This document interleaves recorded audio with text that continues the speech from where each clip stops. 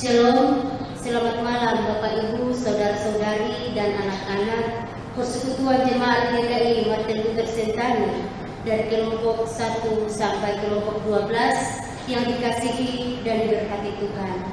Selamat beribadah dalam keluarga kita masing-masing. Untuk memulai ibadah kita pada malam hari ini, saya mengundang kita untuk bangkit berdiri dan kita memuji Tuhan dari nyanyian rohani nomor 62 ayat 1 dan 2. Hari ini yang kudus.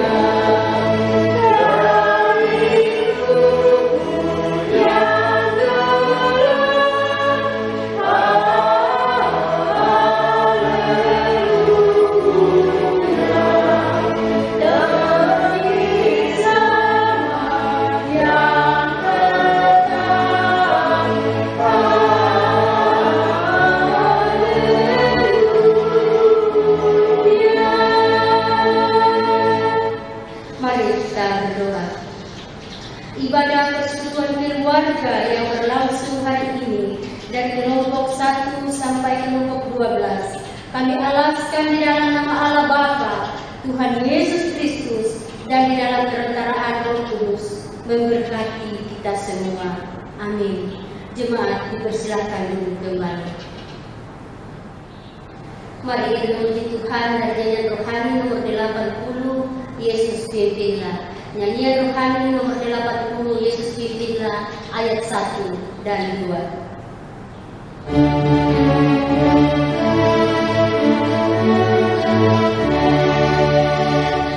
Yesus pimpinlah.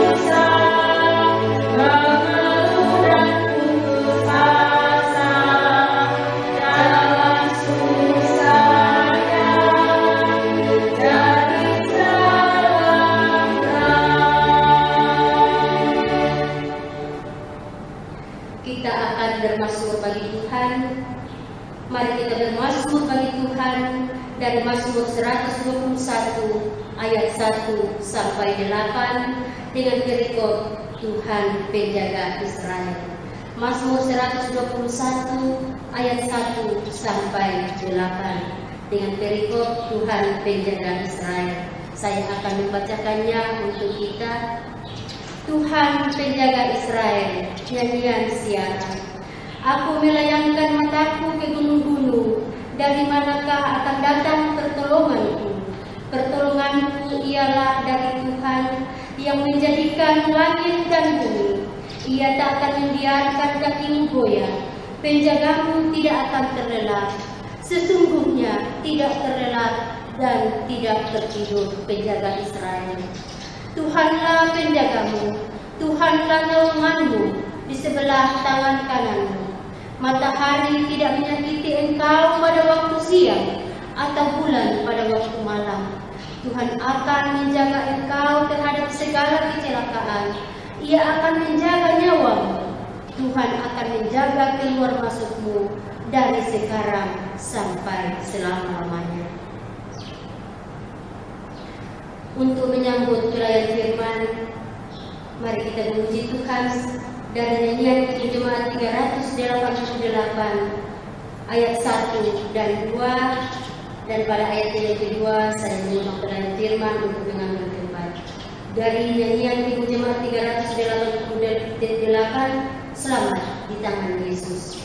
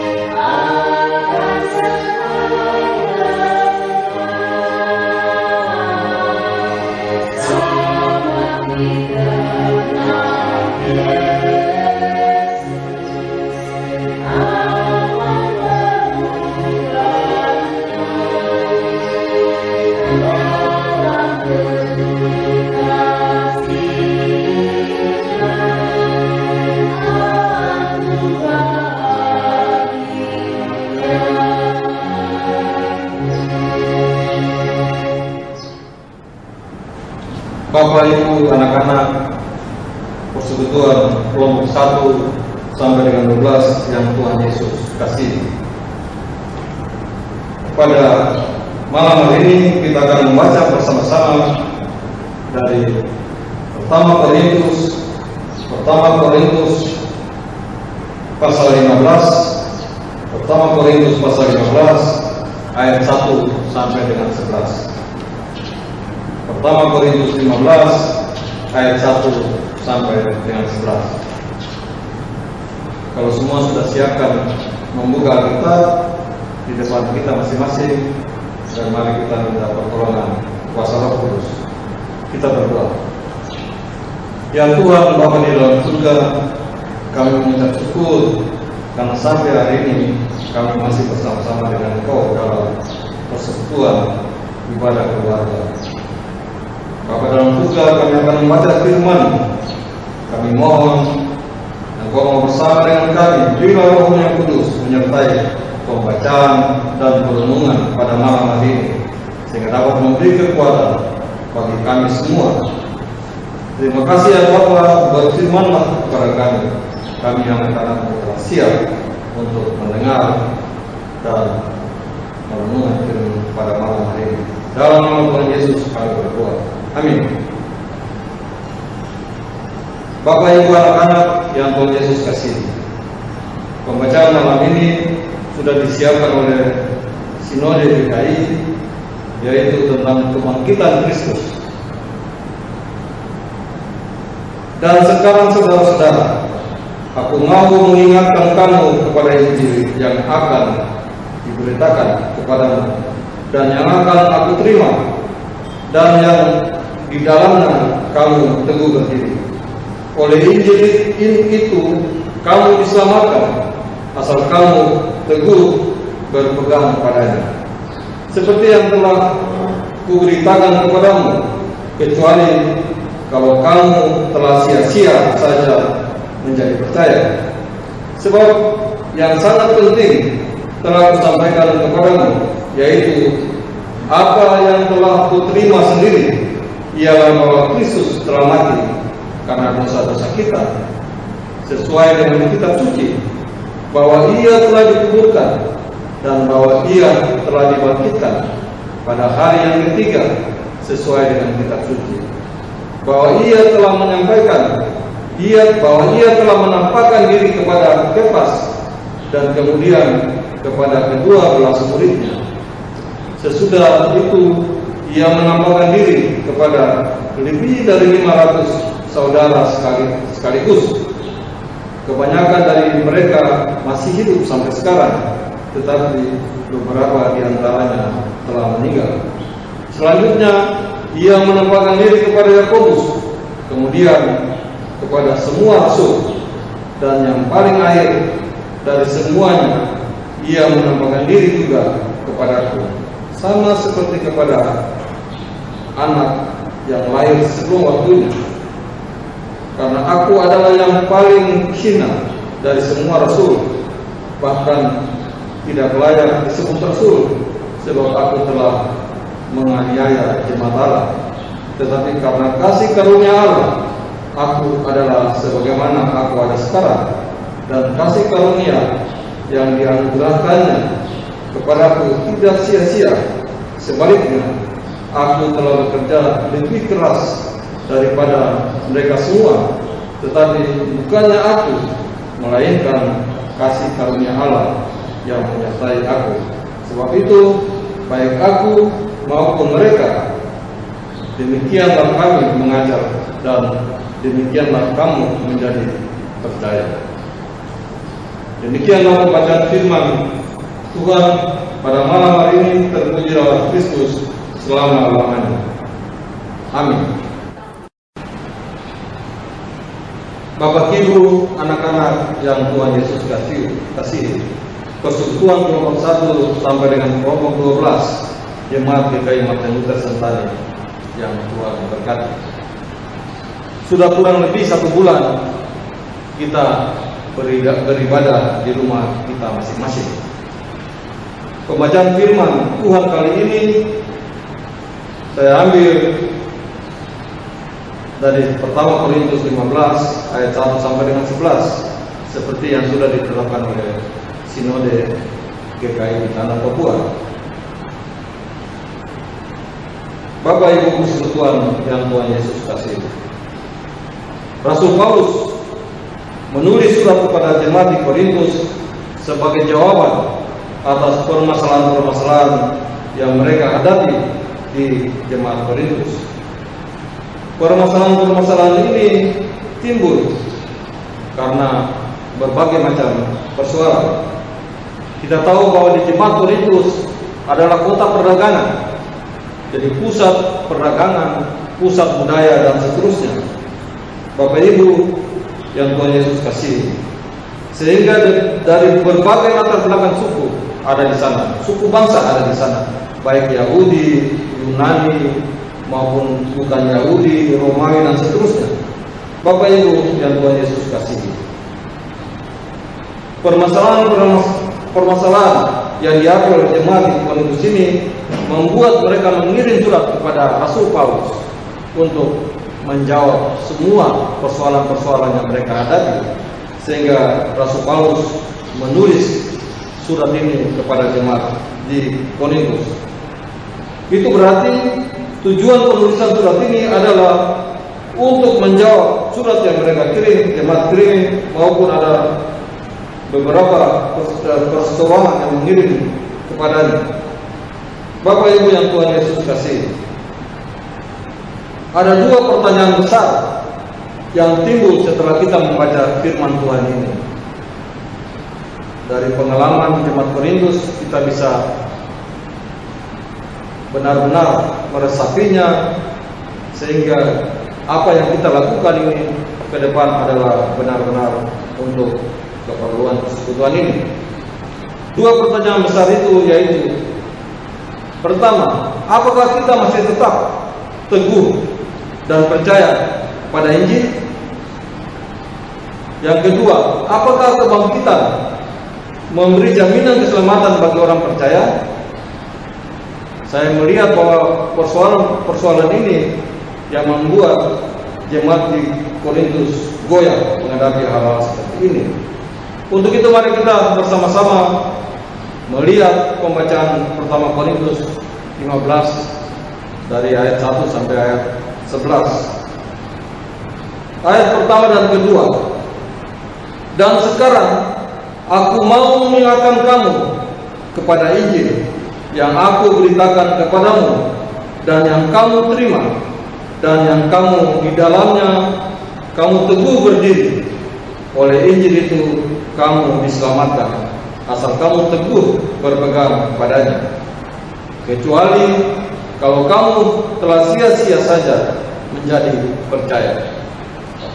Bapak Ibu yang Tuhan Yesus, anak-anak yang Tuhan Yesus kasih, Rasul Paulus mengingatkan jemaat di Korintus mengenai hal-hal yang paling asasi dalam Injil ini, agar tetap berpegang pada Injil itu, sehingga di dalam persekutuan kita selalu sehati, sepikir, seia sekata, dan jangan ada perpecahan di dalam jemaat. Rasul Paulus juga menegaskan bahwa jemaat di Korintus harus tetap teguh berpegang pada Injil, sehingga dapat diselamatkan masalah-masalah yang terjadi karena mereka jauh dari Injil. Ayat 1 sampai 9 mengatakan bahwa Rasul Paulus menjelaskan pokok masalah tentang kematian dan kebangkitan Yesus Kristus. Di jemaat Korintus terganggu oleh orang-orang yang tidak percaya akan kebangkitan, sehingga penting bagi Paulus untuk menjelaskannya.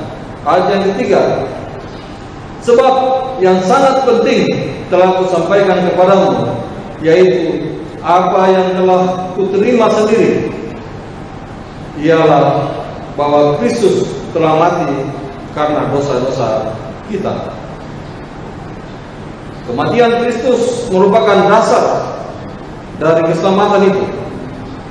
Pernyataan firman Tuhan bahwa Kristus mati karena dosa-dosa kita menegaskan bahwa tanpa kematian atau tanpa pengorbanan Kristus, maka manusia tidak diselamatkan.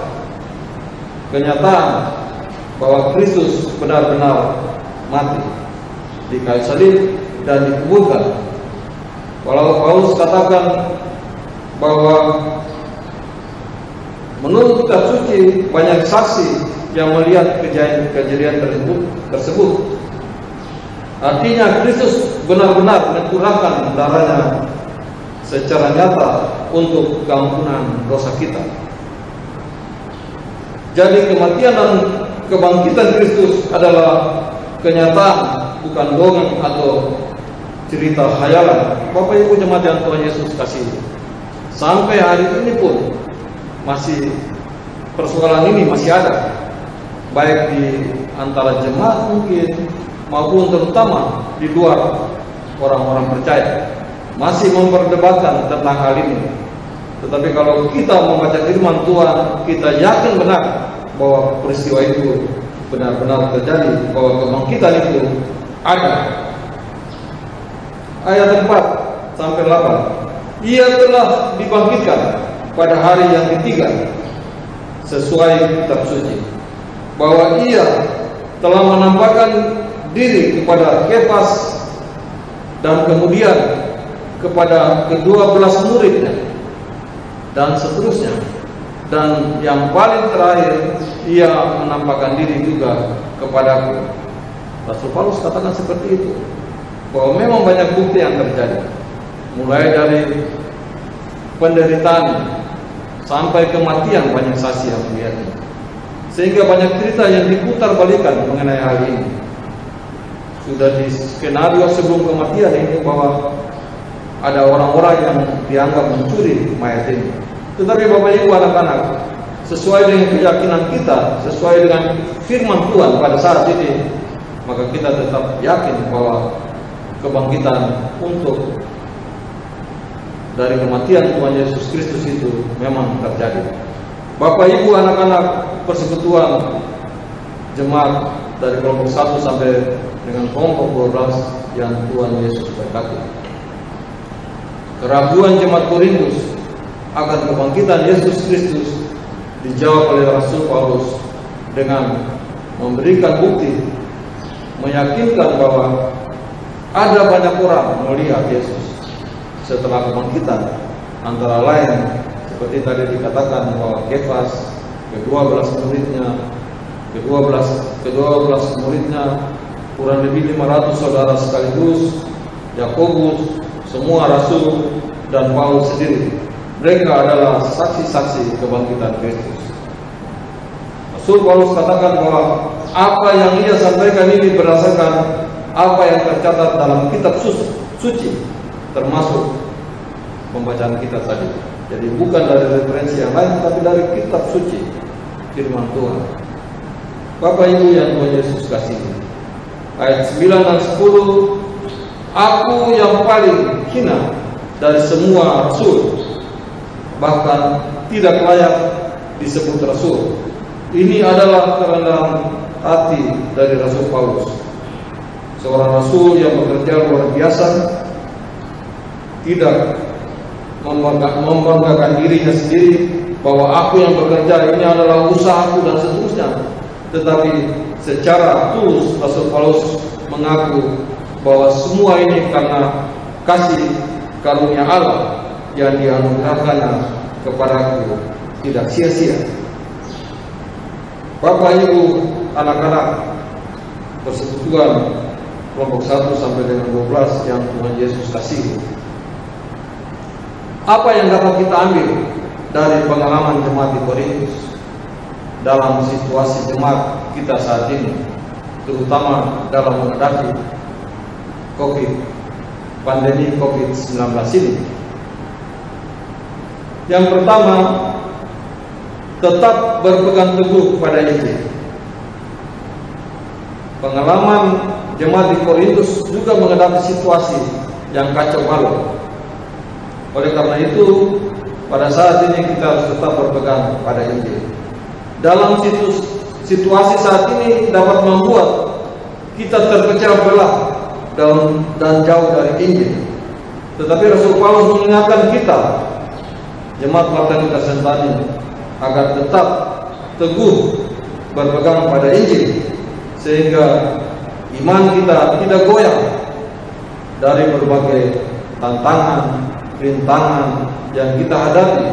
Walaupun kita tetap kuat, maka apa yang kita lakukan sesuai dengan kehendak. Justru imbauan pemerintah mengenai pandemi COVID-19 ini menjadi tantangan bagi kita semua, bahwa kita harus tetap tinggal di rumah, kita tetap kerja di rumah, tetap belajar di rumah, dan seterusnya. Ini semuanya untuk apa? Untuk menghindari penularan COVID-19. Inilah gerakan yang tepat untuk menguatkan persekutuan dalam keluarga. Jadi Bapak Ibu sekalian yang Tuhan Yesus kasihi, momen ini kita berada di rumah saja, ini yang sangat harus kita resapi baik-baik, bahwa kalau kita di rumah justru kita menguatkan persekutuan keluarga. pengalaman kami sebagai majelis bahwa setelah pandemi COVID ini terjadi, kurang lebih 1 bulan kita berada di rumah, banyak hal yang luar biasa terjadi. Kehadiran dalam ibadah di rumah masing-masing kalau kita jumlahkan, wah, luar biasa. Pengalaman kelompok 1 dari kurang lebih biasa 70, 80 yang hadir, sekarang hampir 200 orang hadir. Itu karena apa ya Bapak? Pandemi ini juga memberi makna kepada kita bahwa kita harus lebih dekat kepada Tuhan melalui persekutuan ini. Yang kedua, iman Kristen adalah iman yang berdiri atas kebangkitan Kristus. Rasul Paulus berkata, dan jika Kristus tidak dibangkitkan, maka sia-sialah kepercayaan kamu dan kamu masih hidup dalam dosa.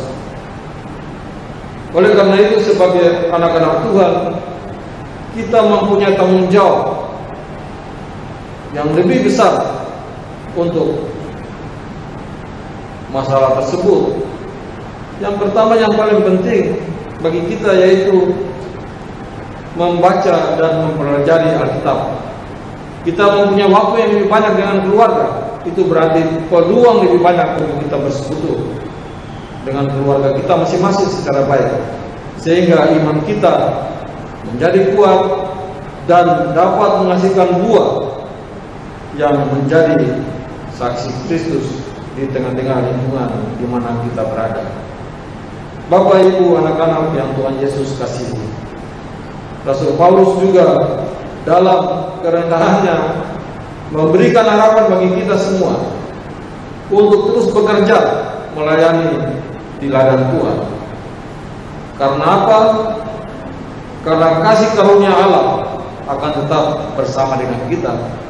Kita jangan takut karena keterbatasan kita, atau kita dengan kerendahan kita masing-masing, kita takut untuk melakukan sesuatu. Tetapi Rasul Paulus menguatkan kita, memberi pengharapan kepada kita bahwa kasih karunia Allah akan menyertai kita, seperti menyertai Rasul Paulus pada tugas-tugas pekabaran Injil. Jangan kita banggakan diri bahwa semuanya karena saya, semua saya kuat, tetapi semuanya karena kasih karunia Allah, karena kebaikan Allah terhadap kita semua. Tuhan Yesus memberkati kita semua. Amin.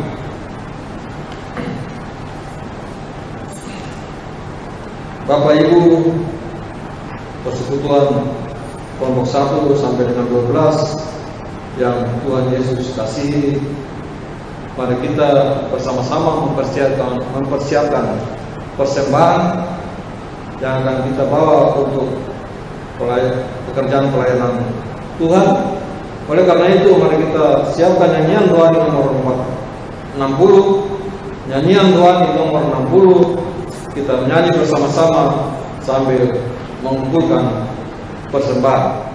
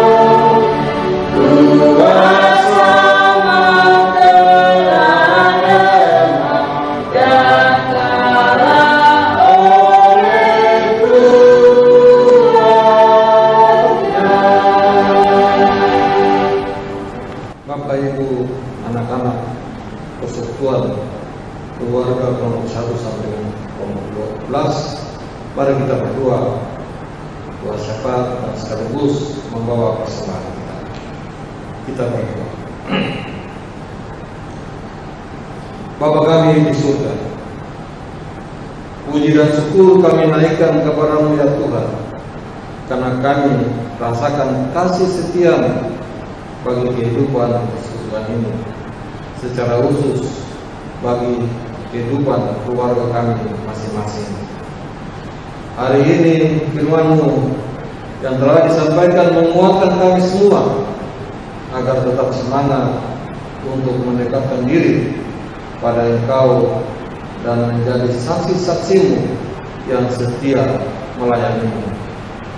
Bapa di dalam surga, kurang lebih 1 bulan persekutuan ini kami lakukan di rumah kami masing-masing akibat dari pandemi COVID-19. Beri kami semangat kebangkitan, jauhkan kami dari rasa kekhawatiran, rasa kecemasan, rasa keputusasaan karena pandemi ini, sehingga kami tetap satu di dalam Engkau ya Bapa. Kami berdoa bagi hamba-hamba-Mu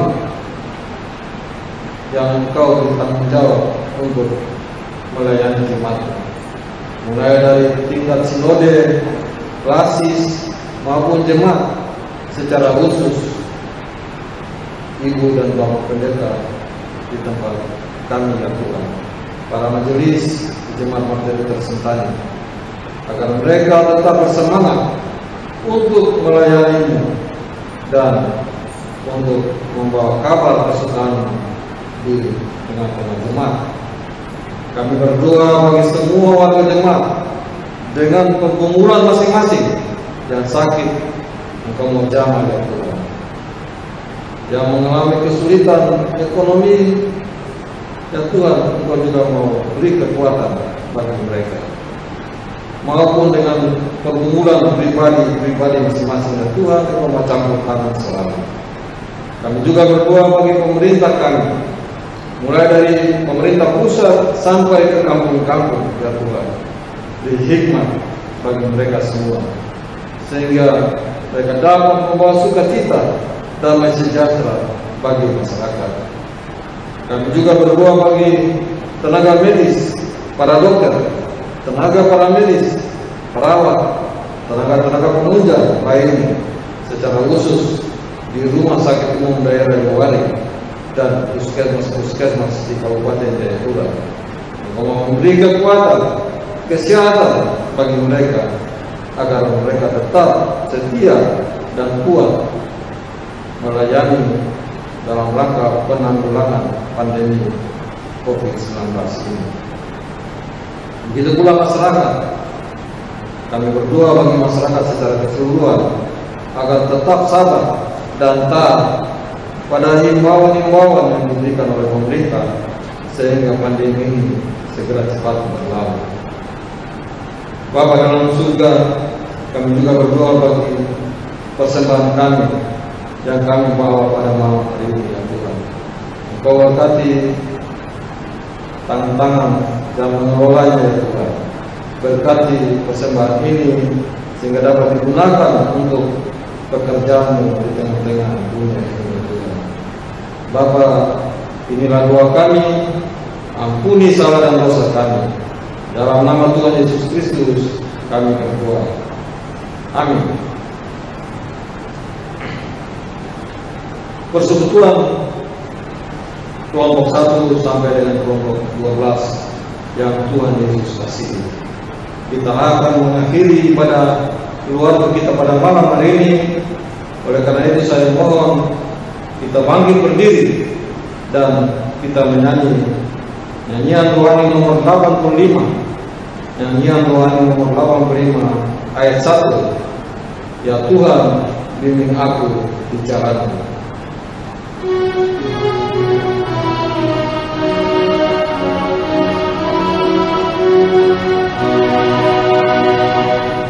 Ya Tuhan, bimbing aku di jalan-Mu. Beri tangan-Mu